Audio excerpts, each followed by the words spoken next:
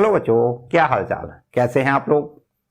I hope आप बहुत ही अच्छे होंगे, एकदम मन से पढ़ने को बैठ गए होंगे, कलम कॉपी आपके हाथ में होगी। तो चलिए बच्चों, स्टार्ट करते हैं आज का ये लेक्चर, जिसमें आपको पढ़ना है कुछ विशिष्ट कोणों के त्रिकोणमितीय अनुपात। इससे पहले वाले लेक्चर में हम लोगों ने 8.1 एक्सरसाइज पूरा बेसिक और सारे क्वेश्चन भी कंप्लीट कर लिए थे।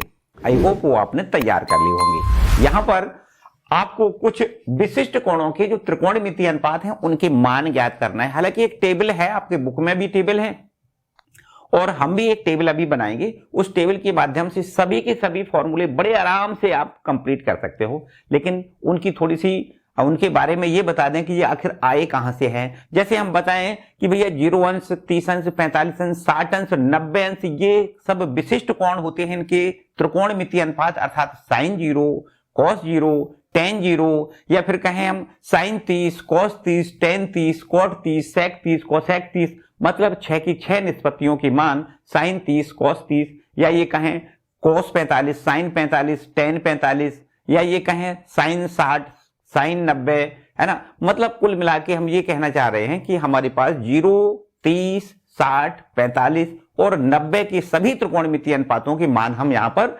आज पहले प्रूव करेंगे और इसके बाद एक टेबल में सजाएंगे। ठीक है, तो पहले बात करते हैं त्रिकोणमितीय अनुपात, मतलब 45 अंश के कोण की। आइए यहां पर समझते हैं 45 अंश के कोण के जो त्रिकोणमितीय अनुपात हैं उनके मान हम कैसे ज्ञात करते हैं। देखो बच्चों, एक काम करो कि आपको एक समकोणीय त्रिभुज बनाना है। क्या बनाना है? एक समकोणीय त्रिभुज बनाना है। और बच्चों, जब समकोणीय त्रिभुज एक होगा, ये वाला कोण मान लो समकोणीय होगा, और हमें चाहिए, ये मान लेते हैं ये एक आपका ABC समकोणीय त्रिभुज है।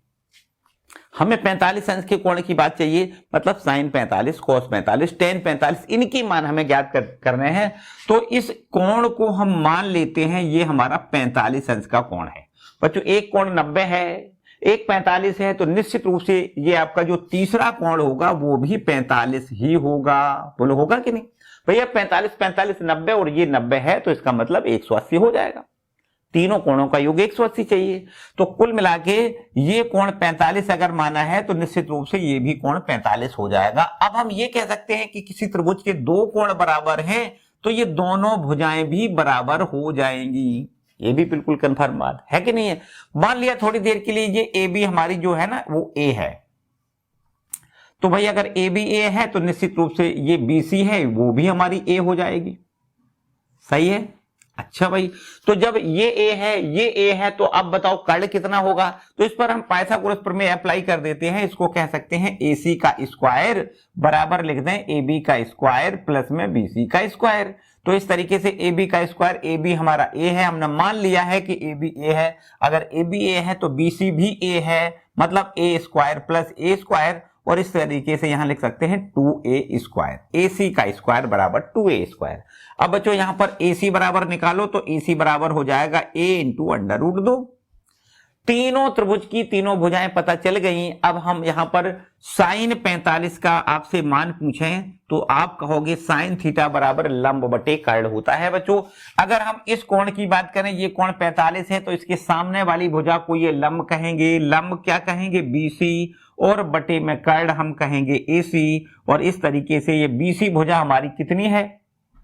A है।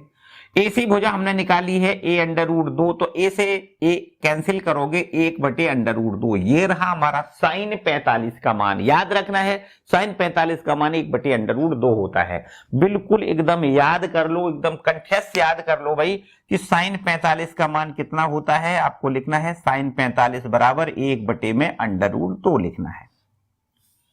ठीक है, एक हमारे पास ये फॉर्मूला हो गया। इसके बाद बात करते हैं cos 45। बताओ cos 45 क्या लिखोगे? आप लिखोगे भैया cos 45 बराबर होता है आधार बटे कर्ण लिखोगे। cos थीटा बराबर आधार बटे कर्ण होता है। आधार भुजा ये हमारी AB हो जाएगी, कर्ण भुजा हमारी AC हो जाएगी। तो यहां पर देखिएगा cos 45 बराबर AB, और AB बराबर भी A है, और AC बराबर हमने कितना निकाला है? A√2 निकाला है। और यहां से A से A कैंसिल करोगे तो 1/√2। यहां भी ये हमारा A और ये A और ये A कैंसिल हो रहा है। तो अब यहां से आप ध्यान से देखो, ये cos a बराबर भी हमारे पास निकला है, cos a बराबर 1/√2। ये देखिए cos a का मान 1/√2 है, sin a का मान भी 1/√2 है, और cos a का मान भी cos a का मतलब cos 45 है ना, cos 45 का भी मान हमारा कितना है 1/√2। तो इसको याद रखिएगा कि भैया sin 45 और cos 45 दोनों ही बराबर बराबर ही होते हैं, दोनों की वैल्यू बराबर होती है। sin 45 का मान भी 1/√2 होता है, cos 45 का मान भी 1/√2 होता है। ठीक है भाई। अच्छा बताओ भाई tan 45 कितना होगा? तो बच्चों यहां पर अब मेरे ख्याल से यहां tan 45 के लिए ऐसा भी आप कह सकते हो कि भैया जो sin 45 का मान है उसमें cos 45 से भाग कर दें, sin बटे cos बराबर tan होता है। यहां पर इसको ऐसे भी लिखा जा सकता है कि भैया sin 45, या फिर वही फॉर्मूला लगा दो भैया, sin थीटा पता है, cos थीटा पता है, tan थीटा बराबर होता है लंब बटे आधार। ये लंब हो गया, ये आधार हो गया, तो कह सकते हैं BC और बटे में AB, और BC का मान है A और AB का मान भी A है, तो A बटे A मतलब 1। तो tan 45 का मान आपको याद रखना है, tan 45 बराबर 1 होता है। ठीक है बच्चों। अब बता दो भैया, तीनों मान हमने ये ज्ञात कर लिए, अब तीन मान इनके व्युत्क्रम होते हैं। साइन का व्युत्क्रम क्या होता है? आपको लिखना है साइन का व्युत्क्रम जो कोसेक होता है, आपको लिखना है कोसेक 45 बराबर होता है 1/sin 45, और ये sin 45 का जो मान है आपने देखा 1/√2 है, इसका उल्टा करके लिख दें √2, डायरेक्ट लिख देते हैं। याद रखना है कोसेक 45 का मान √2 होता है। अच्छा भाई सेक 45 का कितना लिखोगे? आप लिख दोगे सेक 45 का मान cos 45 का व्युत्क्रम होता है। तो बच्चों cos 45 देखो ध्यान दें, सेक थीटा बराबर 1/cos थीटा होता है कि नहीं, तो ये cos थीटा का मान भी 1/√2 है, तो 1 में √2 लिखोगे, और यहां से जब उल्टा करके लिखोगे 1/√2, ये √2 आपका ऊपर पहुंच जाएगा। तो कह सकते हैं सेक 45 का मान भी √2 है, कोसेक 45 का मान भी √2 है, सेक 45 का मान भी √2 है। ठीक है। और इसके बाद में अगर कोट 45 की मान पूछी जाए तो बच्चों कोट 45 बराबर क्या होता है, tan का व्युत्क्रम लिखते हैं, मतलब 1/tan 45 लिख दें, और ये हमारे पास 1/tan 45, और tan 45 का मान 1 है, तो 1/1 का मतलब 1। ठीक है, मतलब कोट 45 का भी मान 1 होता है। आपने ये 6 की 6 निष्पत्तियां ज्ञात कर ली कि भैया sin 45 का मान कितना होता है, cos 45 का मान क्या है, tan 45 का मान क्या है, कोट 45 का मान क्या है, कोसेक 45 का मान क्या है, और सेक 45 का मान क्या है। सॉरी, बात समझ में आई कि नहीं? बात क्लियर हो गई कि भैया अगर हमें कहीं जरूरत पड़ जाए तो हम बिल्कुल डायरेक्ट याद रखेंगे कि जो sin 45 का मान होता है वो क्या होता है, 1/√2 होता है, cos 45 का भी मान 1/√2 होता है, tan 45 का भी मान 1 होता है, और उसी प्रकार यहां पर देखो कोट 45 का मान भी 1 होता है। कोसेक 45 का मान √2 होता है, सेक 45 का मान भी √2 होता है। तो आपको 45 अंश के त्रिकोणमितीय अनुपातों के मान ज्ञात हो गए हैं। बात क्लियर हो गई? कोई समस्या वाली बात नहीं, बस आपको याद रखना है कि भैया एक कोण हमने 45 माना है तो दूसरा अपने आप 45 हो जाएगा। समकोणीय त्रिभुज में एक कोण 90 है और दूसरा हमने 45 मान लिया तो तीसरा अपने आप 45 ही होगा, मतलब समद्विबाहु त्रिभुज हो जाएगा। ये वाली भुजा इसके बराबर हो जाएगी। अगर कोण बराबर होते हैं तो भुजाएं भी बराबर होती हैं। ये मान लिया हमने ए भुजा है तो अब ये भी भुजा हमारी ए निकल आएगी। पाइथागोरस प्रमेय के अनुसार हमने ये कर्ण निकाल लिया। कर्ण बराबर कितना होता है, लंब का वर्ग प्लस आधार का वर्ग। पाइथागोरस प्रमेय कहती है कि समकोणीय त्रिभुज में कर्ण का वर्ग शेष दोनों भुजाओं के वर्गों के योग के बराबर होता है। तो इसका वर्ग प्लस इसका वर्ग है ना, ये कर्ण का वर्ग होता है। और इस तरीके से ए वर्ग प्लस ए वर्ग 2a वर्ग हो गया। ए सी बराबर हमारे पास a√2। अब वही पुरानी सी बात जो आपने पिछले वाले लेक्चर में सीखे कि भैया साइन थीटा लंब बटे कर्ण होता है, कॉस थीटा आधार बटे कर्ण होता है, टेन थीटा लंब बटे आधार होता है। बस इन्हीं को हमने यहां पर अप्लाई कर लिया है और ये हमारे 6 की 6 त्रिकोणमितीय अनुपात ज्ञात हो गए हैं। Tan sine 45, cos 45, tan 45, cot 45, cosec 45 और सेक 45। क्लियर है? आइए यहां पर 45 के बाद बात करते हैं अब 30 अंश और 45, 30 अंश और 60 अंश के कोण की बात कर लेते हैं। इनको आप जल्दी से नोट कर लो। बात कर लेते हैं कि भैया 30 अंश और 45 अंश के त्रिकोणमितीय अनुपातों के मान कैसे ज्ञात करते हैं। तो उसके लिए क्या करते हैं बच्चों, देखो 30 अंश और 60 अंश की बात कर रहे हैं। देखो क्या करेंगे, उसको भी सिद्ध करके दिखा दें कि एक आप यहां पर समबाहु त्रिभुज ले लो। कौन सा त्रिभुज ले लें, समबाहु त्रिभुज। ए बी सी ये हमारा एक त्रिभुज है जिसका नाम है समबाहु त्रिभुज, मतलब तीनों भुजाएं हमारी बराबर हैं।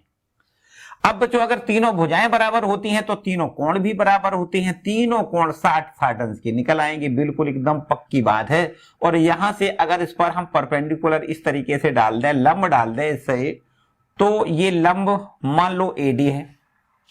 अगर इस पर हम लंब डाल देंगे तो बच्चों ये निश्चित बात हो जाएगी कि ये 90 का कोण हो जाएगा, इधर ये 90 का है ना, 90 के कोण हो जाएंगे। तो अब हम ये भी कह सकते हैं दोनों त्रिभुज हमारे सर्वांगसम त्रिभुज हो जाएंगे।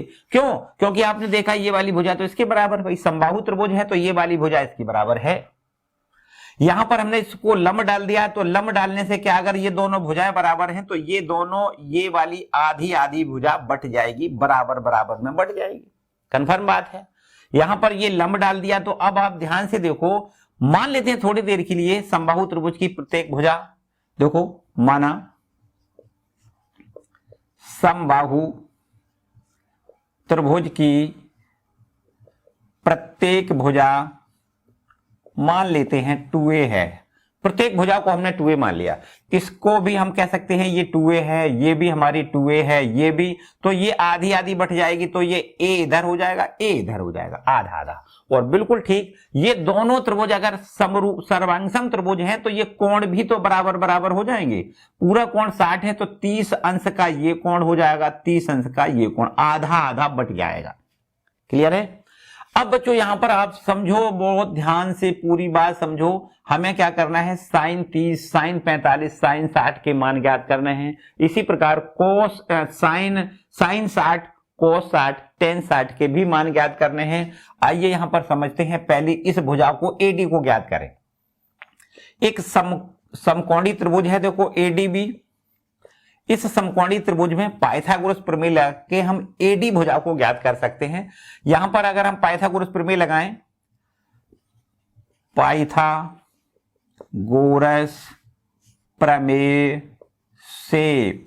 प्रमेय से क्या लिख सकते हैं, ध्यान से देखो। इसमें अगर पाइथागोरस प्रमेय लगा दिया जाए तो ये हमारा कर्ण हो जाएगा, इसको कहेंगे कर्ण। ए बी का वर्ग, कर्ण का वर्ग बराबर लंब का वर्ग प्लस आधार का वर्ग, मतलब ए डी का वर्ग प्लस बी डी का वर्ग लिख दो। अब जो ए बी, ये वाली ए बी भुजा हमारी हमने मानी है 2a, तो लिख दे 2a का स्क्वायर बराबर ए डी स्क्वायर, ये हमें ज्ञात करना है। जबकि बी डी बराबर है a, और a का यहां स्क्वायर लिख दो। 2a का स्क्वायर करेंगे तो यहां पर 4a स्क्वायर मिलेगा। ए डी स्क्वायर हमारा ठीक है, प्लस ए स्क्वायर भी ज्यों का त्यों लिखो, और ये ए स्क्वायर को इधर ले आओ, तो इस तरीके से हम कह सकते हैं ए डी का स्क्वायर बराबर 4a स्क्वायर माइनस में a स्क्वायर, मतलब सीधा कि ए डी का स्क्वायर बराबर हो जाएगा 3a स्क्वायर, और यहां से देखो ए डी बराबर a इंटू अंडर रूट 3, वर्गमूल लो भैया, ए स्क्वायर का वर्गमूल a, 3 का वर्गमूल अंडर रूट 3 लिख सकते हो। तो इस तरीके से ये हमने लंब वाली भुजा की माप ज्ञात कर ली। अब ध्यान से देखो बच्चों, यहां पर देखते हैं कि भाई अगर हमें इस समकोणी त्रिभुज में, किसमें, एडीबी में, इसमें हम आपसे कहें कि भाई साइन 30 का मान बताओ, तो साइन थीटा बराबर होता है लंब बटे कर्ण। बच्चों अगर ये कोण लिया है तो इस कोण के सामने वाली भुजा को लंब कहा जाएगा। लंब कितना है बीडी, कर्ण कितना है एबी, लंब बटे कर्ण क्या होता है, साइन थीटा बराबर लंब बटे कर्ण, और थीटा बराबर 30 अंश है। तो साइन 30 बराबर लंब बटे कर्ण, बीडी बटे एबी लिखना है। ठीक है, यहां से देखिएगा बड़े आराम से आप कह सकते हो कि साइन 30 का मान हमारे पास यहां से कितना मिलेगा, देखो बीडी को हम ए लिख दें, और ए बी हमने 2a देखो लिखा हुआ है, ए से ए कैंसिल करोगे तो 1/2, साइन 30 का मान 1/2 होता है। ध्यान से समझो, साइन 30 का मान क्या लिखना याद रखना है, साइन 30 बराबर 1/2 याद रखना है। ठीक है बच्चों, साइन 30 का मान 1/2 याद रखना है। अच्छा भाई, इसी वाले त्रिभुज में कोस 30 का भी मान बता दो कितना होगा। तो आप कहोगे कोस 30 बराबर आधार बटे कर्ड लिख दो भैया। आधार भुजा कौन सी है, देखो ध्यान दें, ये तो हमारा हो गया लंब। 30 अंश के सामने, अंश जो कोण होता है उसके सामने वाली भुजा को लंब कहा जाता है। बस ये अगर लंब है तो आधार फिर ये हो जाएगा, कर्ड तो हमारा फिक्स रहता है। तो इसको लिख दें हम आधार बटे कर्ड, मतलब आधार हमारा AD है, कर्ड हमारा AB है। यहां पर देखिए cos 30 का मान हमने यहां से ज्ञात हो जाएगा। AD भुजा हमारी कितनी है, देखो ये निकाली है A√3 बटे AB हमारा 2A है। A से A कैंसिल करोगे, बस ये हमारे पास √3/2 मिल जाएगा। मतलब कह सकते हैं ये हमारा हो गया cos 30 का मान √3/2। ठीक है बच्चों, बात समझ में आई। cos 30 बराबर √3/2। इतनी बात क्लियर है। cos 30 भी ज्ञात कर लिया भैया। हमें tan 30 ज्ञात करना है तो क्या करेंगे, tan 30 बराबर, अगर आप चाहो तो sin 30 बटे cos 30 लिख दो। sin 30 बटे cos 30 बराबर tan 30 हो जाएगा। sin में cos का भाग दें तो tan मिल जाता है। यहां पर ऐसे भी लिख सकते हो sin 30 और बटे में यहां लिख दें cos 30। sin 30 का मान 1/2 है, cos 30 का मान √3/2 है। 2 से 2 कैंसिल करोगे, tan 30 का मान हमें यहां से 1/√3 मिल जाएगा। tan 30 बराबर कितना हो गया, 1/√3। यहां पर देखो हमने sin 30 का मान ज्ञात कर लिया, cos 30 का मान ज्ञात कर लिया और tan 30 का भी मान ज्ञात कर लिया। अब 3 इसकी व्युत्क्रम निष्पत्तियां होती हैं, उनके भी मान आप बड़े आराम से लिख सकते हो। यहां पर अगर हमसे कहे कोई भैया कि कोसेक 30 का मान बता दो, तो sin 30 का जो मान है उसका उल्टा करके लिखना है, 2 लिख दो, सीधा डायरेक्ट लिख दें। इसी प्रकार बिल्कुल sec 30 का मान अगर कोई पूछता है तो sec 30 का मान क्या करना है, cos 30 का व्युत्क्रम करके बता दो। तो cos 30 का मान √3/2 है, तो 2 बटे में √3 लिखना होता है। ठीक है बच्चों, ये भी बात आपकी क्लियर हो गई होगी।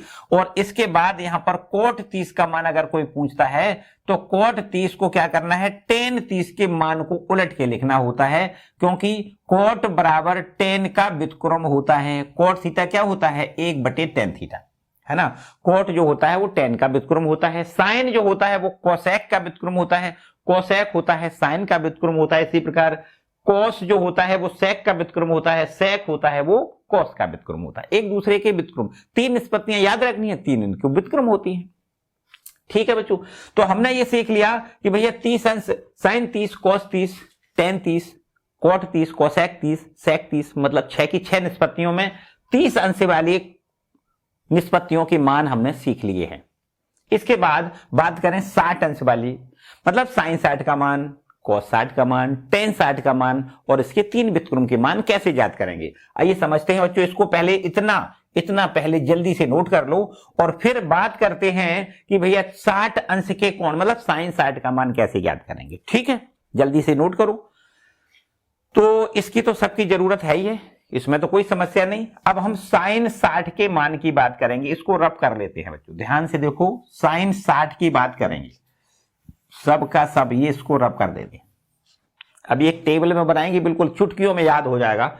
देखिएगा ध्यान से। अब यहां पर sin 60 का मान बता दो कितना होगा। इसी वाले त्रिभुज में ये कोण अगर लिया जाए तो इस कोण के सामने वाली भुजा को, इसको हम लंब कहेंगे। लंब भुजा हमारी AD है और कर्ण वाली भुजा तो ज्यों की त्यों रहेगी, है ना, AB। साइन थीटा बराबर लंब बटे कर्ण होता है, थीटा बराबर 60 लिख दिया है, लंब बटे कर्ण, लंब AD है, कर्ण AB है। तो बस ये लंब की माप आप लिख दो। ये हमने AD देखो निकाला है A√3, AB बराबर है 2A, तो A से A आप कैंसिल कर दो, बस sin 60 का मान मिल गया। समझो sin 60 बराबर हो गया √3/2। याद रखना है, बहुत ही अच्छे प्रश्न होते हैं ये, बस इनको केवल मान याद करना है, जड़ाम दे मान रखो दो, बस आंसर आ गया, कोई समस्या नहीं। तो sin 60 का मान ये हो गया। अब बता दो भैया cos 60 का मान कैसे ज्ञात करोगे। कोस 60 का मान कैसे ज्ञात करोगे? आपको लिखना है कोस बराबर आधार बटे कर्ण होता है। क्या होता है? आधार बटे कर्ण। बता दो इसमें आधार भुजा कौन सी है? तो आधार भुजा ये BD है, कर्ण भुजा हमारी AB है। तो ये कोस 60 का मान समझो निकल के आ गया है। BD कितना है? A है। AB ये कितना है? देखो ये हमारा 2A है, तो A से A कैंसिल करोगे और बिल्कुल एकदम आसान तरीके से कह सकते हो कि cos 60 का मान हमारा 1/2 हो जाएगा। cos 60 का मान 1/2। अगर हमें साइन और cos के मान पता है तो समझो फिर सब कुछ पता है, क्योंकि साइन में cos का भाग देके हम tan का मान ज्ञात कर सकते हैं। मतलब tan 60 बराबर हो जाएगा साइन 60 में cos 60 का भाग दे दो, बस काम हो जाएगा। साइन 60 का मान है √3/2 और इसमें भाग करना है cos 60 मतलब 1/2 से 2 कैंसिल करोगे, बस tan 60 का मान हमें यहां से मिल जाएगा। कितना लिखना है? √3 बटे में 1 लिखने की भी जरूरत नहीं है, सीधा सीधा आप ऐसा ही छोड़ सकते हो। ठीक है बच्चों, बात क्लियर हो गई कि नहीं? tan 60 बराबर √3 एकदम ओके। तो भैया 3 निष्पत्तियां हमने ज्ञात कर ली, 3 इनकी व्युत्क्रम होती हैं। बता सकते हो यहां पर कोसेक 60 का मान कितना हो जाएगा? तो आपको लिखना है 2/√3, व्युत्क्रम करके लिख दो। इसी प्रकार cos 60 का मान 1/2 है, तो यहां पर आप sec 60 का मान बताओ कितना लिखोगे? व्युत्क्रम करके लिख दो। sec व्युत्क्रम काय का होता है? cos का। इसी प्रकार cot 60 का मान अगर आपसे पूछता है तो cot 60 का मतलब tan 60 का मान व्युत्क्रम करके लिख दो। व्युत्क्रम करोगे देखो √3 का व्युत्क्रम 1/√3। ये हमारे sin 60, cos 60, tan 60, cosec 60, sec 60 और cot 60 के मान हमने यहां पर ज्ञात कर लिए। क्लियर है? चलिए आगे बढ़ते हैं। अब हमारे पास बात करेंगे, हमने 30 अंश का निकाला है, 45 अंश का निकाल लिया, 60 का निकाल लिया, 90 पर पहुंच जाते हैं 0 पर। 0 और 90 की और बात करेंगे। ठीक है, चलिए इसको सब कुछ रब कर लेते हैं अब। ठीक है, इसको सबको रब कर लेते हैं, जल्दी से सब कुछ नोट करोगे और अभी हम एक टेबल बनाएंगे, उससे बिल्कुल एकदम सारे मान बहुत अच्छे तरीके से याद हो जाएंगे। ठीक है, अब समझते हैं हम क्या करेंगे। 0 अंश और 90 अंश के कोणों के त्रिकोणमितीय अनुपात की बात करेंगे। त्रिकोणमितीय अनुपात की बात करेंगे। ठीक है, समझो भाई। एक काम करते हैं बच्चों, यहां पर एक समकोणी त्रिभुज बना लेते हैं। देखिएगा ध्यान से, ये हमारा एक समकोणी त्रिभुज है और इस समकोणी त्रिभुज में ये कोण हमने 90 बना दिया है। यहां पर इस कोण को हम लिख दें थीटा। इसका नाम कुछ इस प्रकार से डाल दें, थोड़ा सा सही से बना लें। ठीक है, चलो ठीक है, इस पर नाम डाल दें भाई। इसको A नाम डाल दें, इस पर B नाम डाल दें, इस पर C नाम से कुछ नहीं, चाहे जहां डाल लो, कोई समस्या नहीं। अब हमें क्या करना है, इस थीटा बराबर मतलब 0 अंश और 90 अंश की बात हम करने जा रहे हैं। तो 0 अंश और 90 अंश पर ध्यान थोड़ा दें बच्चों। ये 0 अंश तो नहीं हो सकता। 0 होने के लिए क्या करना पड़ेगा बताओ? 0 अंश कब हो सकता है? तब हो सकता है जब इसको B, जो C बिंदु है ना, C को नीचे ले आए, यहां पर मतलब C को नीचे ले आते चले जाएं, तो ये थीटा का जो मान दिख रहा है ना, वो कम होता चला जाएगा। मेरे ख्याल से इतनी बात समझ में नहीं आई होगी, तो समझो बात ध्यान से। हम एक काम करते हैं, एक दूसरा चित्र बना लेते हैं। ये हमारे पास A बिंदु है, यहां पर B है, यहां पर ये C है। ये हमने क्या किया, यहां पर थोड़ा ये ऊंचा था, ये हमने थोड़ा सा और नीचे कर दिया। मान लो ये C बिंदु को थोड़ा नीचे ले आए, तो ये बच्चों ये कोण हमारा घट रहा है कि नहीं घट रहा है? देखो ध्यान से, पहले ये जितना था, जब ये हमारी ऊंचाई पर था, C बिंदु ऊंचा था, तो C बिंदु जब ऊंचा था तब कोण हमारा कुछ ज्यादा होगा। जब नीचे ले आओगे तो और ये कम हो जाए, और नीचे यहां पर ले आओगे तो और ये कम हो जाएगा। कह सकते हैं जैसे जैसे ये C बिंदु B बिंदु के निकट आता चला जाएगा, वैसे ही वैसे हमारा थीटा बराबर 0 के निकट चलता चला जाएगा। बात समझ में आई कि नहीं? मतलब इस कोण को कम करना है, 0 अंश बनाना है, तो इसके लिए क्या करना है, C बिंदु को नीचे ले आओ और यहां पर जब आ जाएगा, ये C बिंदु B के निकट जब आ जाएगा तो थीटा बराबर 0 हो जाएगा। पक्की बात है। तो यहां पर आप जब ये लिख दो, जब बिंदु C B के निकट आ जाएगा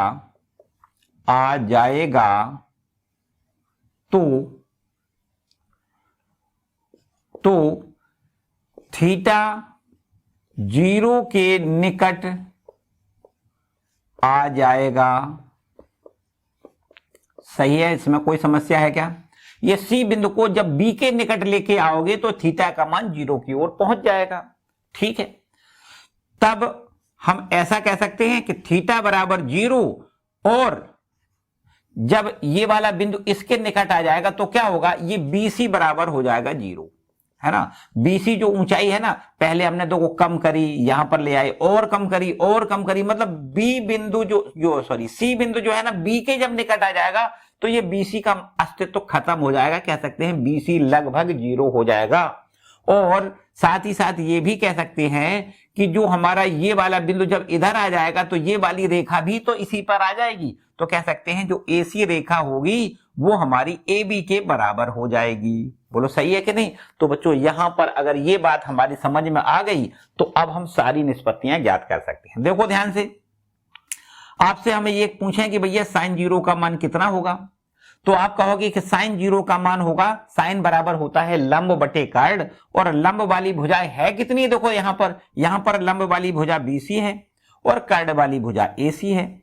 तो आप बताओ साइन 0 का मान BC, और BC बराबर देखो ये हो गया 0। ध्यान से देखो, जब ये थीटा कुछ था और जब से थीटा को 0 कर दिया तो ये B जो C बिंदु है वो B के निकट आ गया, मतलब BC बराबर हो गया 0, और 0 बटे में लिख दें AC, और AC वाली भुजा जो है वो कितनी हो जाएगी, AB। अब 0 में भाग देने पर क्या आएगा, 0 आएगा। मतलब हम कह सकते हैं कि साइन 0 का मान 0 होता है। ये याद रखना है बच्चों, ये भी एक फॉर्मूला हो गया कि साइन 0 का मान 0 होता है। बात क्लियर है कि नहीं? अच्छा बता दो भाई कॉस 0 का मान कितना होता है? कॉस बराबर होता है आधार बटे कर्ण। इसमें आधार वाली भुजा कितनी है आपको कहना है, आधार वाली भुजा है AB और कर्ण वाली भुजा है AC। अब बच्चों ध्यान से देखो, ये AB कितना हो जाएगा, देखो AB बराबर तो AC हो जाएगा। जब थीटा का मान 0 हो जाएगा तब AB बराबर AC हो जाएगा। तो आपको AB की जगह पर AC लिखना है, बटे में भी AC लिखना है, और AC को अगर काट दिया जाए तो ये cos 0 का मान हमारा मिल जाएगा। देखो cos 0 बराबर क्या लिख दो यहां पर, cos 0 बराबर 1। ठीक है, याद रखना है cos 0 का मान 1 होता है, तथा यहां से आपको याद रखना है sin 0 का मान 0 होता है। ये भी देखो हमने दो फॉर्मूले बना लिए कि भैया sin 0 का मान 0 होता है, cos 0 का मान 1 होता है। जब sin और cos के वैल्यू मिल जाए तो tan की वैल्यू तो हम बड़े आराम से ज्ञात कर सकते हैं। यहां लिखेंगे tan 0 बराबर क्या होता है, आपको लिखना है साइन 0 बटे में cos 0 होता है। अब साइन 0 का मतलब है 0, cos 0 का मतलब 1 है, तो 0 में 1 से भाग दो, चाहे किसी से भाग दो 0 ही आएगा। मतलब कह सकते हैं कि जो tan 0 है वो हमारा 0 हो जाएगा। कितना हो जाएगा, देखो tan 0 बराबर 0 हो जाएगा। इसको भी आपको याद रखना है। कोई समस्या है क्या? बिल्कुल सरल सरल सी सारी बातें हैं। यहां पर tan 0 का मान क्या है, 0 याद रखना है। कभी भी tan 0 पूछा जाए तो आपको 0 लिखना है, sin 0 लिखना है, cos 0 को 1 लिखना है। अच्छा भाई, अब अगर हम बात करें कि sin 0 अगर हमारा 0 है तो cosec 0 कितना होगा, तो आप यहां पर लिख सकते हो cosec 0 कितना होगा। देखो यहां लिख देते हैं cosec 0 बराबर 0 का व्युत्क्रम कर दो। 0 का व्युत्क्रम बच्चों क्या होता है, 0 का व्युत्क्रम का मतलब 0 का व्युत्क्रम कर दो तो 1/0 हो जाएगा। 0 का व्युत्क्रम कितना हो जाएगा, 1/0, मतलब 0 से किसी में भाग करेंगे तो अपरिभाषित हो जाएगा, अनंत हो जाएगा। cosec 0 का मान अनंत याद रखना है।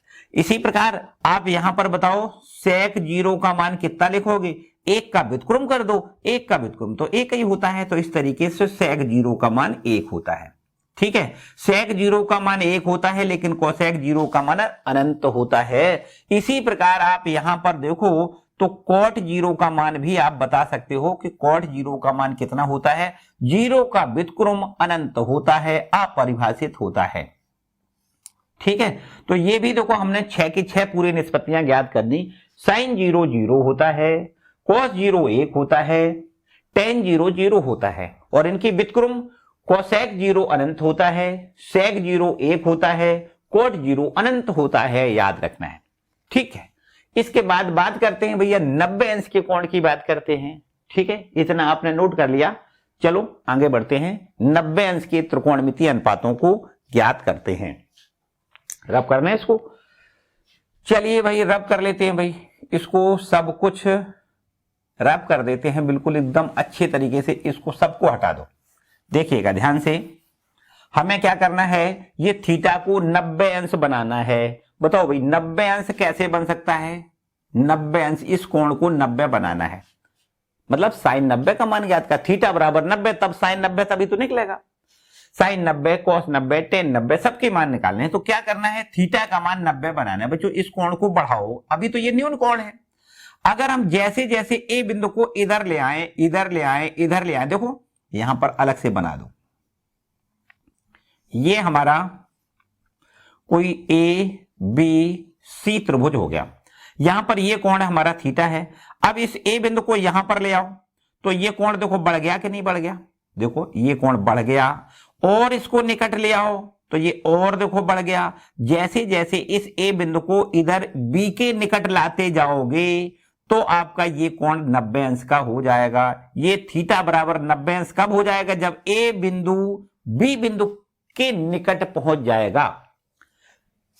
बात आई समझ में कि नहीं, ये बी बिंदु कहां, ए बिंदु ये कहां पहुंच जाएगा, यहां पर अगर आ जाएगा तो ये आपकी ये जो बीसी रेखा है ना, ये बिल्कुल ठीक ए बिंदु यहां पर आने पर क्या हो जाएगा, ये एसी और बीसी दोनों ही बराबर हो जाएंगे। मतलब ये एसी है वो इधर पहुंच जाए, देखो ये वाली यहां पर, यही वाली इधर हो जाए, तो ये दूरी कितनी हो जाएगी, 0 हो जाएगी। मतलब आपको ये लिखना है, जब थीटा बराबर 90, तब जब थीटा बराबर 90 होगा तब हम कह सकते हैं ये ए बिंदु कहां पहुंच जाएगा, यहां पर। मतलब कह सकते हैं तब ए बी बराबर हमारा 0 हो जाएगा, और ए बी तो 0 हो जाएगा, और साथ साथ में देखो कि ये हमारा जो ए बिंदु जब यहां पहुंच जाएगा तो जो BC होगा वही हमारा AC हो जाएगा। मतलब BC बराबर हमारा AC हो जाएगा। जब थीटा बराबर 90 हो जाएगा तो AB तो 0 हो जाएगा, और BC जो होगा वो AC के बराबर हो जाएगा। मतलब ये वाला बिंदु यहां आ जाएगा, तब जो BC की लंबाई होगी कितनी हो जाएगी, ये AC भी तो इसी पर आ जाएगा। मतलब BC बराबर AC हो जाएगा। बात ठीक है। अब बात कर लेते हैं भैया यहां पर कि हम थीटा बराबर 90 रख दें, मतलब साइन 90 का मान निकालें, तो कैसे निकालेंगे, फॉर्मूला तो वही है। क्या कर दें, साइन बराबर लंब बटे कर्ड, लंब कितना है, ध्यान से देखो, लंब वाली भुजा हमारी BC है, कर्ड हमारा AC है, तो ये देखिए साइन 90 बराबर BC, और BC बराबर हमने बताया BC क्या हो जाएगा, 90 के लिए BC बराबर क्या हो जाएगा, AC, और AC बटे में AC, मतलब कैंसिल, क्या लिखना है 1। सीधी बात ये कि साइन 90 का मान आपको 1 याद रखना है, साइन 90 बराबर 1 याद रखना है। ये हो गया हमारा साइन 90 का मान 1। ठीक है, साइन 90 का मान 1 याद रखना है। इसी प्रकार देखो यहां कोस 90 का मान निकालिएगा ध्यान से, कोस 90 बराबर होता है आधार बटे कर्ल, है ना। कोस थीटा, यहां तो थीटा है समझो, और अब थीटा बराबर हमने 90 रख दिया है, तो कोस थीटा बराबर आधार बटे कर्ड, आधार वाली भुजा ये देखो AB है, कर्ड वाली भुजा ये AC है। अब यहां पर देखो कोस थीटा को हमने क्या लिख दिया, 90 लिख दिया, और ये AB वाली जो भुजा है वो कितनी, जब 90 अंश का ये कोण हो जाएगा तो AB भुजा देखो 0 हो जाएगी, तो आपको लिखना है AB का मान 0, और बटे में जो AC है वो कितना हो जाएगा, AC जो है वो हमारा BC बन जाएगा। देखो ध्यान से, AC है वो कितना बन जाएगा, BC बन जाएगा। बच्चों 0 में भाग दो तो निश्चित रूप से हम कह सकते हैं 0 ही होता है ना। किसी भी राशि शून्य से, अगर शून्य में किसी भी राशि से भाग करें तो हमेशा शून्य ही आता है। तो अब हमारे पास कोस 90 का मान यहां से निकला है कितना, 0। याद रखना है कोस 90 का मान 0 होता है। साइन 90 कोस 90 मिल गए तो समझो सब कुछ मिल गया, आप कुछ भी बाकी नहीं रहा है। चाहो तो यहां पर टेन 90 का मान आप बड़े आराम से बता सकते हो। टेन 90 बराबर लिखो साइन 90 बटे में कोस 90। साइन 90 का मान होता है देखो 1 और कोस 90 का मान 0, तो 1 बटे 0 का मतलब अपरिभाषित लिख देना है। मतलब आपको याद रखना है कि टेन 90 का मान कितना होता है, टेन 90 बराबर होता है अनंत, याद रखना है। ठीक है, तीन मान यहां पर साइन 90 कोस 90 टेन 90 तीनों के मान ज्ञात हो गए, तो अब तीन इनके व्युत्क्रम होते हैं, उनको तो आप ज्ञात कर सकते हो। देखिए यहां पर लिख देते हैं कोसेक 90। कोसेक 90 एक का व्युत्क्रम एक ही होता है, तो आपको लिखना है कोसेक 90 का मान 1 लिखना है। कोस 90 और इसका व्युत्क्रम यहां पर सेक 90 होता है। 0 का व्युत्क्रम करके बता दो। 0 का व्युत्क्रम याद रखना है बच्चों अनंत होता है, अपरिभाषित होता है। इसी प्रकार टेन 90 का उल्टा करके कोट 90 मिल जाएगा। तो आपसे पूछे कोई कोट 90 का मान बताओ, तो अपरिभाषित मतलब होता है। यहां पर अपरिभाषित का क्या मतलब है, बटे में 0 है, मतलब कह सकते हैं कि ये 1 बटे 0 को हम अपरिभाषित लिखते हैं। अनंत का मतलब क्या होता है 1 बटे 0, और इसका उल्टा करके लिख दें तो क्या मिल जाएगा, 0 मिल जाएगा। 0 बटे 1, 0 बटे 1 मतलब 0।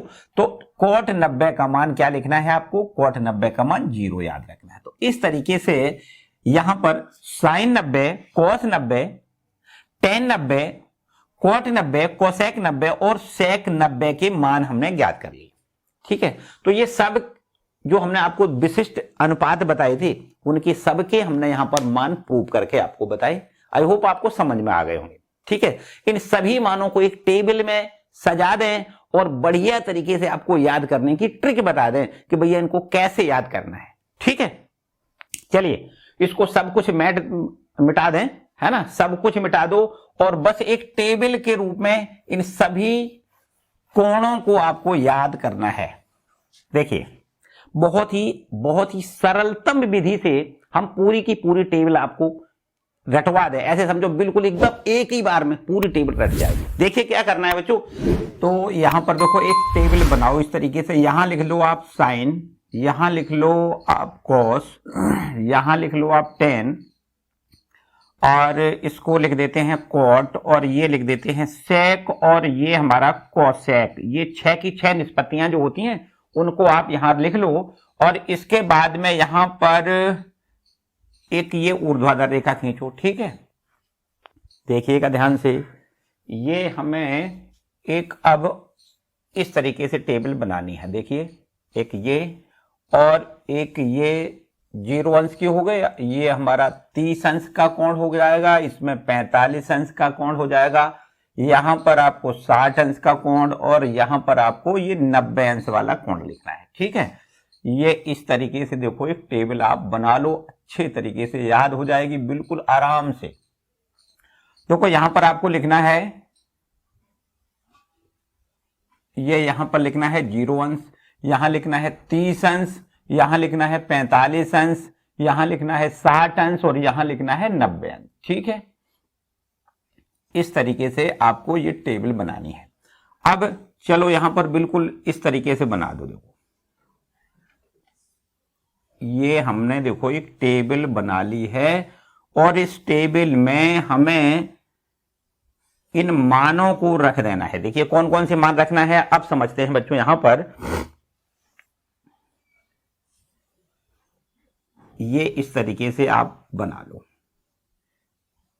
ठीक है, सही है, चलो ठीक है, जो भी है इसमें हमें क्या करना है। देखो यहां पर साइन 0 का मान क्या होता है यहां रखना है, साइन 30 अंश का मान यहां रखना है, साइन 45 अंश का मान यहां रखना है, साइन 60 अंश का मान यहां रखना है, और साइन 90 अंश का मान यहां रखना है। हालांकि ये सभी मान हमने अभी प्रूफ भी करवाए हैं आपको।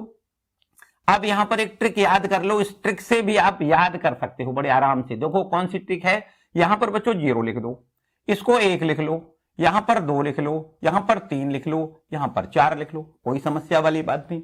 अब यहां का क्या करना है, प्रत्येक में 4 से डिवाइड करना है। देखो 4 से यहां डिवाइड कर दो, 4 से यहां डिवाइड कर दो, 4 से यहां डिवाइड कर दो, 4 से यहां डिवाइड कर दो, और यहां भी हम 4 से डिवाइड कर लेते हैं। इसके बाद में क्या करना है, देखो अंडर रूट लगा दो, इस पर भी आप अंडर रूट लगा दो, इस पर भी आप अंडर रूट लगा दो, इस पर भी आप अंडर रूट लगा दो, और इस पर भी आप अंडर रूट लगा दो। ध्यान से समझना है। अब यहां पर देखो ध्यान से, ये 0 में तो किसी का भाग करोगे 0 आएगा। इसका मतलब ये है कि साइन 0 का मान आपको 0 रखना है। इस तरीके से याद रख लो। अच्छा भाई, 1/4 का वर्गमूल कितना होता है, तो आप कहोगे 1/4 का वर्गमूल 1/2 होता है। मतलब साइन 30 का मान बच्चों 1/2 होता है। कितना आसान काम है, ठीक है। इसके बाद यहां पर देखो 2 और ये 4 है, 2 से डिवाइड करोगे 1/2 हो जाएगा, और 1/2 का वर्गमूल 1 का तो 1 और 2 का वर्गमूल अंडर रूट 2 लिखा जा सकता है। कुल मिला के कह सकते हैं कि जो साइन 45 का मान है वो हमारा 1/√2 हो जाएगा, ठीक है। अंडर रूट 3/4, यहां पर देखो अंडर रूट 3/4 इसका वर्गमूल 2 लिख सकते हो, और इस तरीके से साइन 60 का मान अंडर रूट 3/2 हो जाएगा। और यहां पर देखो 4/4 मतलब 1 और 1 का वर्गमूल 1 होता है। तो मतलब सीधा ये कि साइन 90 का मान 1 होता है। पहली लाइन आपकी क्लियर हो गई कि नहीं? बस ये याद रखना है कि भैया साइन 0 0 होता है, साइन 30 1/2 होता है, साइन 45 1/√2 होता है, साइन 60 का मान √3/2 होता है, साइन 90 का मान 0 होता है। अब क्या करना है, एक लाइन आपने याद कर ली ना, वैसे याद भी नहीं करिए बल्कि इसको एक विधि से हमने याद कर लिए, है ना। फिर आप दूसरी वाली ये कोस वाले मान बड़े आराम से कह सकते हो। क्या करोगे, इनको उलट के लिखो। ये हमारा 1 है ना, इसको यहां लिख दो। फिर ये अंडर रूट 3/2 है, इसको यहां लिख दो। फिर ये 1/2 इसके बिल्कुल 1/√2 इसके नीचे आ जाएगा। यहां पर 1/2 लिख दो और यहां पर आप 0 लिख दो। बोलो सही है कि नहीं? हमने क्या किया है, पहले इधर से लिखा था, अब उल्टा करके यहां पर हमने इसको लिख दिया है। पहले 1 लिखा है, फिर इसको लिखा है, फिर इसको, फिर इसको, फिर इसको। अब जब साइन और कॉस पता हो जाते हैं तो टेन का मान भी हम पता कर लेते हैं। मतलब याद करने का तरीका हमारा ये होगा कि भैया cos 0 का मान 1 होता है, cos 30 का मान √3/2 होता है, cos 45 का मान 1/√2 होता है, cos 60 का मान 1/2 होता है, जबकि cos 90 का मान 0 होता है। अब क्या करना है, अब आपको tan का ये tan के मान ज्ञात करना है। तो बच्चों tan के मान भी हमें पता है, जब साइन और cos के मान पता हो तो साइन बटे cos बराबर tan होता है। यहां पर देखो ये साइन 0 है और ये cos 0 है, तो साइन 0 में cos 0 का भाग कर दें, tan 0 मिल जाएगा। तो 0 में 1 का भाग 0 ही होता है। यहां पर साइन 30 और ये cos 30, साइन 30 में cos 30 का भाग करेंगे, tan 30 मिल जाएगा। tan 30 को कैसे, देखो इसका यहां भाग करेंगे तो ये 2 से ये 2 कट जाएगा, 1 ऊपर और बटे में √3 नीचे। तो कह सकते हैं tan 30 का मान 1/√3 होता है। इसी प्रकार यहां भी भाग कर दें तो ये tan 45 का मान यहां मिल जाएगा। भाग करेंगे √2 से, √2 कट जाएगा, 1/1 को 1 लिखेंगे। मतलब tan 45 का मान 1 होता है। इसी प्रकार यहां tan 60 का मान कितना लिखना है, भाग करके लिख देना है। देखो 2 से 2 कट जाएगा, √3/1 मतलब √3 लिखना है। और ये सीधी सी बात है कि जब 1 में 0 से भाग करोगे तो इनफाइनाइट आएगा, अनंत आएगा, अपरिभाषित आएगा। तो बच्चों इस तरीके से आपने देखा ये tan वाली लाइन भी कंप्लीट हो गई। tan के सभी मान कंप्लीट, मतलब tan 0 का मान 0 होता है, tan 30 का मान 1/√3 होता है, tan 45 का मान 1 होता है, tan 60 का मान √3 होता है, tan 90 का मान इनफाइनाइट अपरिभाषित होता है। अब बच्चों ये 3 जब पता हो जाते हैं तो 3 तो इनके व्युत्क्रम होते हैं। अब आपको ये याद रखना है कि साइन का व्युत्क्रम क्या होता है, कॉस का व्युत्क्रम क्या होता है और tan का व्युत्क्रम क्या होता है। तो ये हमें पता है कि जो tan लिख के मान लिखे हैं इनका अगर व्युत्क्रम कर दिया जाए तो cot के सभी मान मिल जाएंगे। तो भैया cot 0 का मान कितना लिखोगे, 0 का व्युत्क्रम याद रखिए इनफाइनाइट होता है। 1/√3 का व्युत्क्रम कर दो, मतलब √3 ऊपर बटे में 1 लिखने की जरूरत नहीं है। मतलब कह सकते हैं कि cot 30 का मान √3 होता है। इसी प्रकार 1 का मतलब cot 45 का मान कितना लिखना है, tan 45 का उल्टा, tan 45 का 1 है, 1 का उल्टा 1 लिख दें। इसी प्रकार यहां पर √3 का व्युत्क्रम 1/√3 लिख दें, मतलब कोट 60 का मान 1/√3 और कोट 90 का मान 0 का व्युत्क्रम लिख दें। 0 का व्युत्क्रम क्या, सॉरी अनंत का व्युत्क्रम क्या लिखना है, 0। ये है tan 90 का मान, हमें चाहिए कोट 90 का मान, व्युत्क्रम करोगे 0 का, ये अनंत का व्युत्क्रम 0 होता है। इसी प्रकार बिल्कुल ये हमारी जो सेक वाले मान हैं तो ये कोस के व्युत्क्रम होते हैं, तो 1 का व्युत्क्रम करके लिखो 1, यहां पर 2 ऊपर √3 नीचे, यहां पर √2 ऊपर बटे में 1, यहां पर 2/1 मतलब 2 और 0 का व्युत्क्रम इनफाइनाइट लिख देना है। इसी प्रकार आपको पता है जो कोसेक के मान होते हैं वो साइन के व्युत्क्रम होते हैं, है ना। साइन कोसेक का व्युत्क्रम होता है, कोसेक साइन का व्युत्क्रम होता है। तो ये कोसेक लिखा है, अब क्या करना है, साइन वाली जितने मान है ना उनको व्युत्क्रम करके लिख दो। 0 का व्युत्क्रम इनफाइनाइट, 1/2 का व्युत्क्रम 2 लिखना है, 1/√2 का व्युत्क्रम √2 लिखना है, और यहां पर 2/√3 मिल जाएगा, और यहां पर देखो 1 का व्युत्क्रम 1 ही लिखना होता है। ये बच्चों टेबल समझो याद हो गई, ये पूरी की पूरी टेबल याद। बस केवल क्या करना है, एक बार फिर से समझो, हमें टेबल बनाना है, sine cos tan cot sec cosec 6 की 6 निष्पत्तियां लिखनी है, 0 अंश 30 अंश 45 अंश 60 अंश और 90 अंश लिखने के बाद यहां पर ये पहली लाइन ये तो आप याद रख लो, या इस नियम से याद रखो, 0 1 2 3 4 लिखो, 4 से डिवाइड करो, अंडर का निशान लगाओ, जो भी मान आते जाए उनको आप लिखते जाओ। बात आ रही समझ में। और इसके बाद में यहां पर ये लाइन जब कंप्लीट हो जाए तो कोस वाले मानों को क्या करना है, इन मानों को उलट के लिखना है। देखो एक यहां पर, फिर इसको यहां, फिर इसको यहां, फिर मतलब क्रम बदल के लिखना है। अगर ये इस क्रम में लिखी है तो इसको आपकी बार इस क्रम में लिख देना है। कोस वाली लाइन क्या करना है, उलट के क्रम में लिखना है, ठीक है। और जब साइन कोस के मान पता हो तो टेन का मान कैसे करते हैं, साइन में कोस का भाग करके इस लाइन को पूरा बना लें। इस मानों को कैसे याद करना है, टेन के मानों को कैसे याद करना है, साइन बटे कोस करके इसका यहां भाग करो 0, इसका यहां भाग करो, इसका यहां भाग करो, इसका यहां भाग करके और इसका यहां भाग करके लिख दो, ठीक है। अब टेन के मान ज्ञात हो गए तो टेन का व्युत्क्रम करके लिख दो, कोट का मान हो जाएगा। सेक का मान कैसे करना है, कोस के मान को व्युत्क्रम करके लिख दो, सेक का मान पता चल जाएंगे। और कोसेक के मान कैसे करना है, साइन के मानों को व्युत्क्रम करके कोसेक के मान मिल जाएंगे। तो बच्चों इस तरीके से ये हमारी पूरी की पूरी टेबल कंप्लीट होती है, ठीक है। ध्यान से समझ लो और इसको नोट कर लो अच्छे तरीके से। सारे प्रश्न इसी पर आएंगे, इस अगली वाली एक्सरसाइज में सारे प्रश्न इसी पर आधारित है, ठीक है। बता दें कि यहां पर नहीं बल्कि जितना आप आगे तक जाओगे ट्रिग्नोमेट्री जहां भी जरूरत पड़ती है, इन मानों की जरूरत पड़ती है। ये विशिष्ट कुछ मान हैं, इनको आपको सीधे फॉर्मूले के तौर पर यूज करना है, ठीक है। क्लियर है। चलो देखो जल्दी से करो कंप्लीट। चलो देखो अब कुछ प्रश्न कर लेते हैं। देखो यहां पर हमारे पास कुछ प्रश्न हैं, इनको करेंगे। यहां पर उदाहरण पहले लेते हैं। उदाहरण नंबर है हमारा 6वां। इस उदाहरण को देखो ध्यान से, पहले इसको रब कर दें। और उदाहरण नंबर 6वां यहां पर देखो, उदाहरण नंबर 6वें में क्या दिया गया है, चलो इसको भी रब कर लेते हैं। देखिएगा उदाहरण नंबर 6वां, ये हमारा है उदाहरण नंबर 6वां।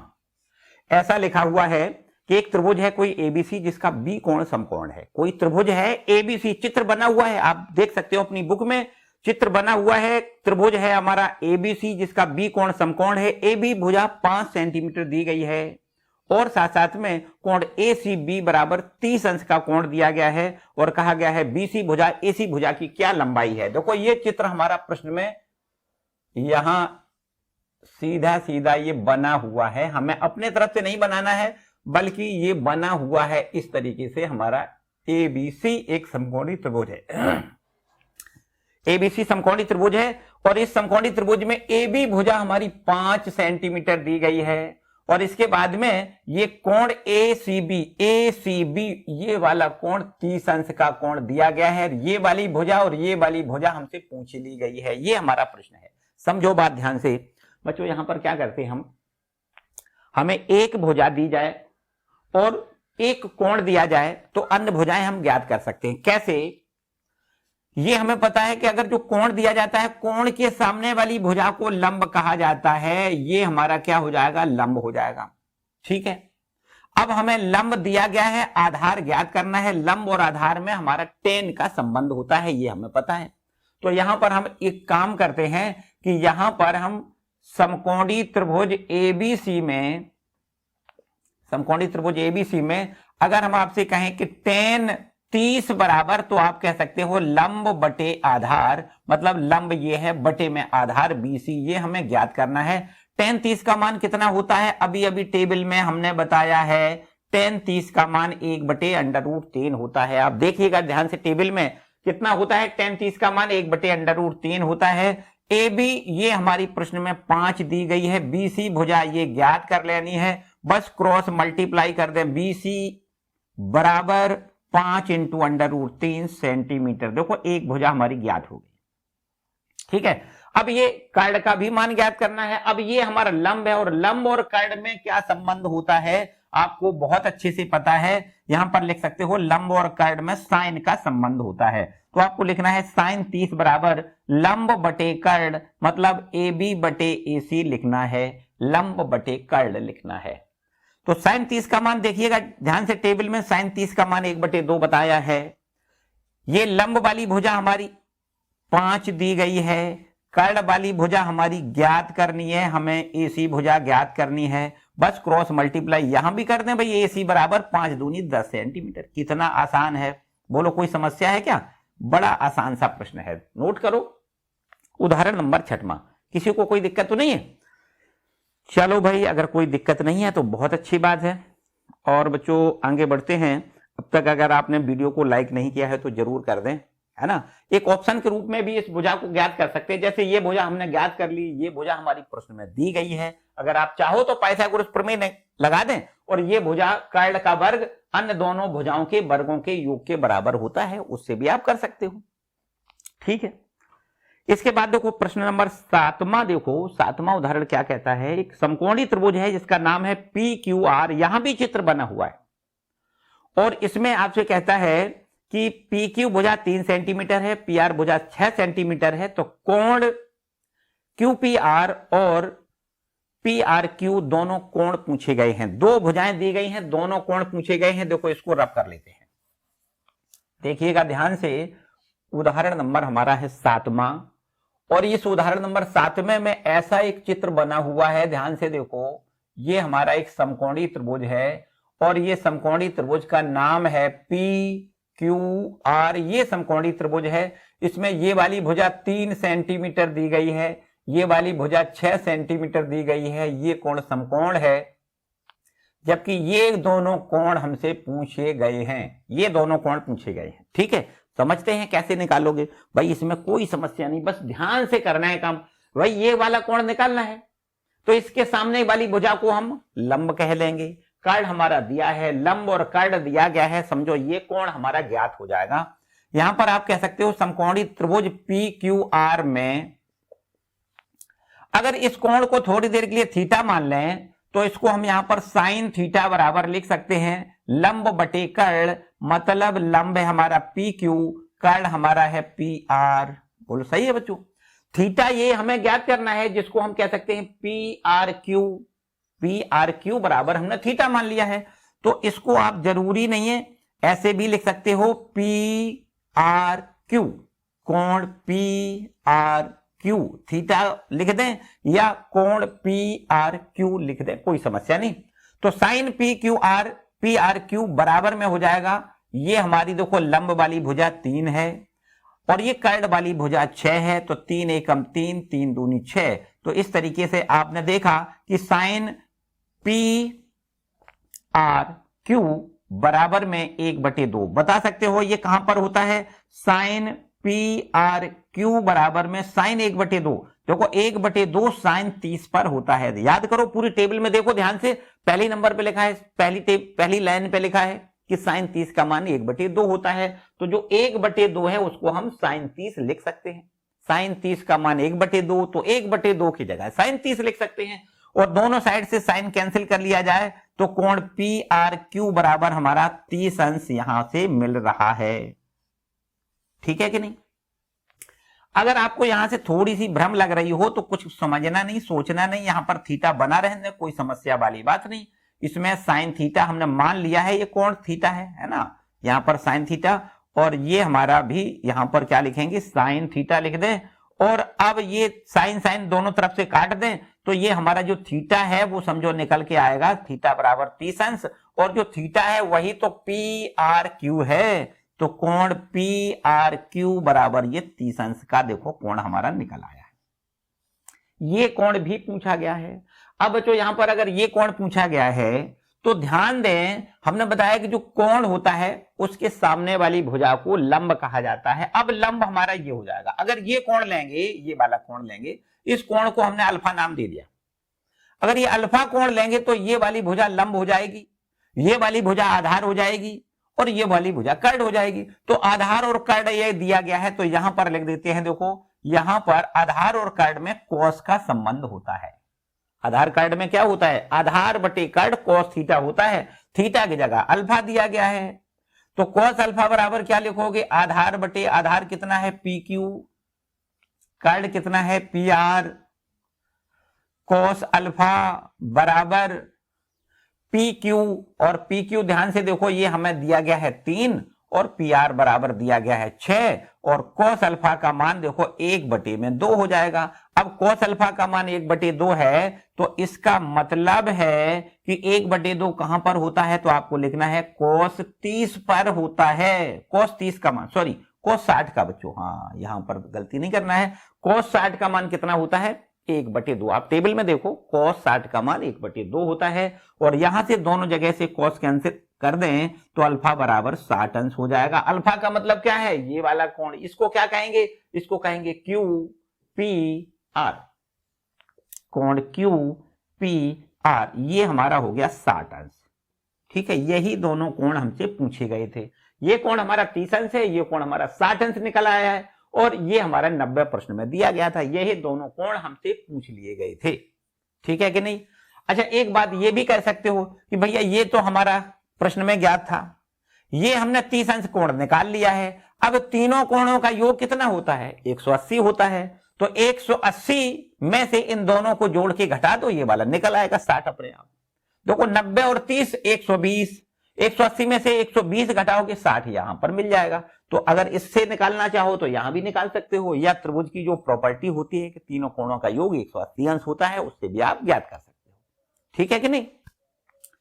तो अंत में एक हमारे पास और उदाहरण है, देखो इसको भी समझ लेते हैं। ये हमारा है उदाहरण नंबर 8। चलो इसको जल्दी से नोट करो, उदाहरण नंबर 8 समझते हैं। ठीक है, देखिए उदाहरण नंबर 8 हमारा है, ये है नंबर 8वां उदाहरण। ऐसा लिखता है कि यदि साइन a माइनस बी का मान 1/2 है, बिल्कुल ठीक है, और आगे दिया गया है cos a प्लस बी, दिया गया है cos a प्लस बी, और ये बराबर दिया गया है 1/2 दिया गया है, ये भी ठीक है। साथ में आपसे ये कहा गया है कि जो a प्लस बी है वो 0 से 90 तक हो सकता है, जबकि a बड़ा है b से, ऐसा प्रश्न में कहा गया है। मतलब कहा गया है कि जो a प्लस बी है, जो a प्लस बी है वो 0 से बड़ा है, 0 से बड़ा है, लेकिन 90 से अधिक नहीं है, 90 तक हो सकता है ना, 0 से 90 के बीच में हो सकता है, 0 से आगे होगा और 90 तक हो सकता है a प्लस बी का मान, और a इसमें बड़ा है b इसमें छोटा है, ये भी हमसे कहा गया है। मतलब a का मान बड़ा है, b का मान छोटा है। आप समझो, मतलब कोण a बड़ा आएगा, b कोण छोटा आएगा। यहां पर बच्चों ध्यान से देखा जाए तो इसको हमें यहां पर साइन a माइनस बी बराबर दिया गया है 1/2, और आगे देखो साइन a माइनस बी बराबर 1/2 को हम साइन 30 लिख सकते हैं। साइन 30 का मान 1/2 होता है कि नहीं, साइन 30 का मान 1/2 लिखाया हमने, तो साइन 30 1/2, 1/2 की जगह साइन 30 लिख दें, साइन साइन दोनों तरफ से कैंसिल कर लिए जाएं, तो a माइनस बी बराबर 30 अंश, ये हमने देखो एक इक्वेशन बना लिया। तथा यहां पर दूसरा जो दिया गया है वो ये है कि cos a प्लस बी जो है वो हमारा दिया गया है 1/2, और यहां पर अब आप cos में बताओ, cos वाली लाइन देखो 1/2 कहां पर लिखा है, तो आपको लिखना है 60 अंश पर लिखा है। cos 60 का मान 1/2 होता है कि नहीं। अब यहां से cos cos कैंसिल कर लिए जाए तो भाई फिर a प्लस बी बराबर 60 अंश हो जाएगा। हमने जो बातें बताई आपको, यहां पर जो प्रश्न में दिया गया है कि a प्लस बी का मान क्या है, 0 से बड़ा है, लेकिन 90 तक हो सकता है, 90 से छोटा ही होगा, बड़ा नहीं होगा। तो आप देखो a प्लस बी का मान हमने 60 लिखा है, 90 से बड़ा तो नहीं लिखा, ठीक है। a बड़ा है, देखो a जब बड़ा होगा, बड़े में से ही छोटी संख्या घटाई जाती है, तो a बड़ा है b छोटा है, a यहां बड़ा है b यहां छोटा है ना, तब दोनों का अंतर करोगे 30 निकलेगा। इन दोनों समीकरणों को हल कर दो। पहला समीकरण इसके नीचे लिख लो, a माइनस बी बराबर 30, और यहां पर इनकी विलोपन विधि से हल कर दो। इन दोनों समीकरणों को आप जोड़ दें, जोड़ने पर होगा ये b से b ये कैंसिल हो जाएगा, a और a 2a और 2a बराबर यहां 60 और 30 90 हो जाएगा, और a बराबर हम निकालेंगे तो 90 में 2 से भाग हो जाएगा, मतलब a बराबर हो जाएगा 45। क्लियर है बच्चों, a बराबर 45। अब a का मान 45 यहां कहीं रख दो, इसमें रख दो या फिर इसमें रख दो, तो हमारा एक दूसरा वाला कोण ज्ञात हो जाएगा। देखो ध्यान से, a बराबर 45 समीकरण 2 में लिख दें, चलो 2 में लिख देते हैं, सिंपल सा काम हो जाएगा 2 में रखने पर। देखो a का मान 45 लिख दें, प्लस में b का मान ज्ञात करना है, बराबर यहां दिया गया है 60, और b बराबर हमारा है 60 माइनस 45 हो जाएगा, ये प्लस का है इधर जाएगा माइनस का 45, तब b कोण की माप निकलेगी 15 अंश। देखो ये हमसे a और b के मान पूछे गए थे, जिसमें आप देखो ध्यान से a बड़ा है b छोटा है कि नहीं। इनमें से दोनों में से a बड़ा है b छोटा है, a का मान 45 और b का मान 15 अंश निकल रहा है, ठीक है। और यही हमसे a और b के मान पूछे गए थे। क्लियर है बच्चों, तो इस तरीके से इसके एग्जाम्पल ये कंप्लीट हो गए। अब एक्सरसाइज जो है ना आपकी, एक्सरसाइज आपकी जो है उसको हम लोग अगले वाले क्लास में कंप्लीट कर लेंगे। एक्सरसाइज हमारी क्या है 8.2 एक्सरसाइज जो है वो अगले वाले क्लास में कंप्लीट करेंगे, ठीक है, एकदम मजेदार तरीके से। आप तब तक इन सूत्रों को, जो हमने विशिष्ट सूत्र बताए हैं ना, विशिष्ट मान त्रिकोणमितीय फलनों के विशिष्ट मान बताए हैं, उनको आपको याद करना है। मतलब sin 30, sin 45, sin 60, sin 90, इसी प्रकार cos 0, cos 30, cos 45, cos 60, cos 90, इनके सब की मान आप बिल्कुल अच्छी तरीके से नोट कर लो, है ना, अच्छे से रट लो।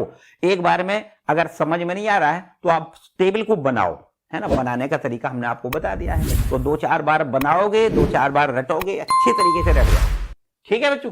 चलिए आज के लिए फिलहाल इतना ही, मिलते हैं अगले वीडियो में, तब तक इनको आप तैयार करके रखिएगा, ठीक है, और पढ़ते जरूर रहिएगा, खुश रहिए, मस्त रहिए और पढ़ते रहिए। Bye bye, all the best.